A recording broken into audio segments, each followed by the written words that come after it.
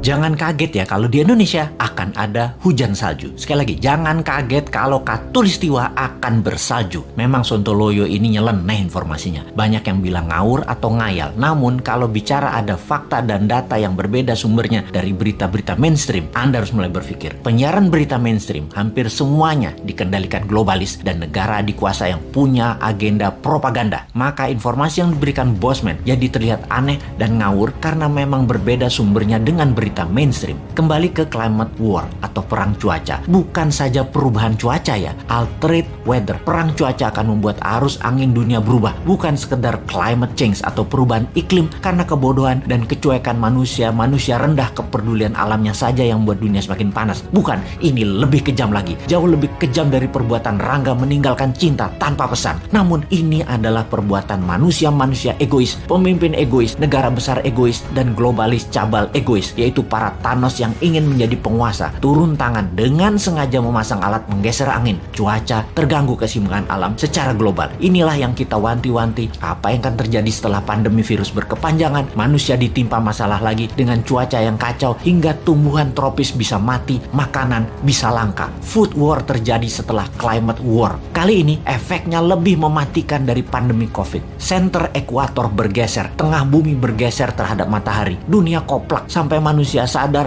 bahwa kita punya common enemy atau musuh bersama, yaitu alam yang tidak dipelihara. Seperti tubuh manusia tidak dipelihara di usia senja, berbagai penyakit dideritanya. Ternyata sahabat, ada fakta lain kalau kita ingin membalik semua keadaan tersebut. Banyak buktinya. Misalnya, ada seseorang di usia 65 tahun baru mulai hidup sehat. Di usia 80 tahun usia biologisnya, tetapi body age-nya seperti orang berumur 30 tahunan karena dirawat dengan baik walaupun mulainya dari umur 65. Dia makan sehat, olahraga, dan lain sejenisnya. Sekali, padahal selama 65 tahun hidupnya berantakan, namun ketika diputuskan berubah 180 derajat, balik arah, semua bisa jadi muda lagi, sehat lagi. Dunia pun sama. Selama ini dunia tidak dirawat oleh manusia, maka penyakit bumi itu banyak. Hal inilah yang membuat bumi menua dengan cepat dan menjadi renta. Tapi bukan tidak bisa disembuhkan. Bisa, selama kita semua sepakat berjuang memperbaiki. Indonesia di tahun 2045 adalah pemimpin yang akan memimpin perbaikan alam dunia ini semua. Untuk itu, New Mind selama 24 tahun ke depan hingga tahun 2045 akan pegang kendali utuh, menyelesaikan masalah dalam negeri dan luar negeri, menyetop kegilaan Amerika dan Tiongkok, serta menyetop globalis cabal. Ini bukan impian kosong. Ini mungkin impian segelintir orang awalnya. Namun ketika 1 juta orang percaya, akan jadi collective belief. Ketika 10 juta orang pertama, kekuatan keyakinan makin besar. Dan ketika 100 juta orang percaya, maka Indonesia akan bergetar. Ketika 270 juta orang Indonesia percaya, Indonesia menang. Dan ketika 1 miliar manusia percaya, dunia semakin sehat. Ketika 5 miliar manusia sepakat, maka dunia damai selamanya. Saat ini silahkan kalian percaya dengan pejabat yang mendukung penyedot nikel dari tanah air tercinta ini hingga 3 tahun ke depan supaya musnah cadangan nikelnya. Silahkan dukung. Tapi kalau mau Indonesia baru, dunia baru, siapkan konsep bernegara yang membuat Indonesia akan menjadi negara superpower. Ubah pola pikir lama dan semua pejabat incumbent termasuk yang mencalonkan di tahun 2024 yang dari incumbent. Mereka semua pikirannya lama. New Mind,